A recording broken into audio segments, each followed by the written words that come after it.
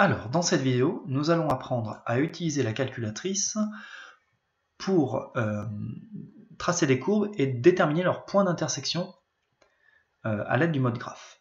Donc, dans un premier temps, nous allons aller dans le mode graphe de notre calculatrice.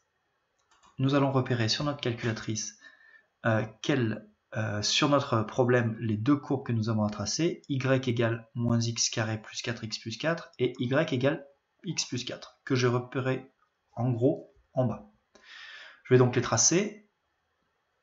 Y1, je vais choisir la parabole. Je sais que c'est une parabole parce qu'il y a du x carré.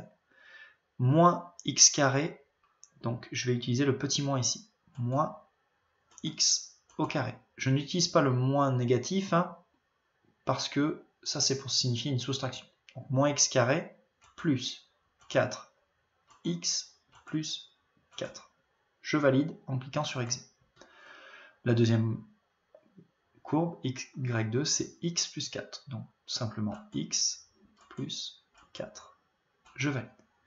Ensuite, je vais aller dans le menu Windows ici. Donc je vais faire, vous voyez, c'est écrit en jaune. À chaque fois qu'on veut atteindre une touche en jaune, enfin une fonctionnalité en jaune, il faut d'abord cliquer sur Shift. Shift, Windows. Ici, je vais lui indiquer moins 10 pour xmin. 10, c'est déjà fait. Et enfin, pour ymin, pareil, moins 10 et 10.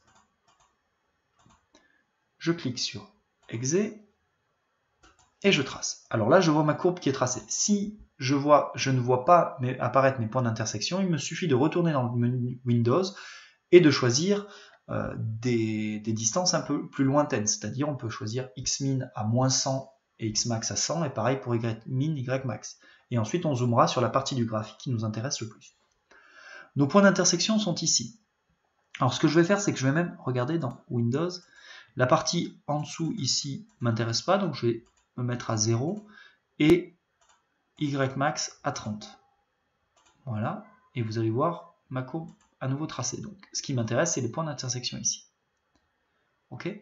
Je vais donc faire ensuite la fonction gsolve qui est au-dessus de F5. Je vais faire Shift gsolve.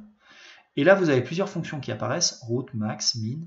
Moi, celle qui m'intéresse, c'est intersection, ICT. Vous voyez le premier point d'intersection qui apparaît ici, qui a pour coordonnées 0, 4. Je clique ici et j'ai le deuxième point d'intersection, 3, 7. Voilà, notre vidéo est terminée. À vous de jouer.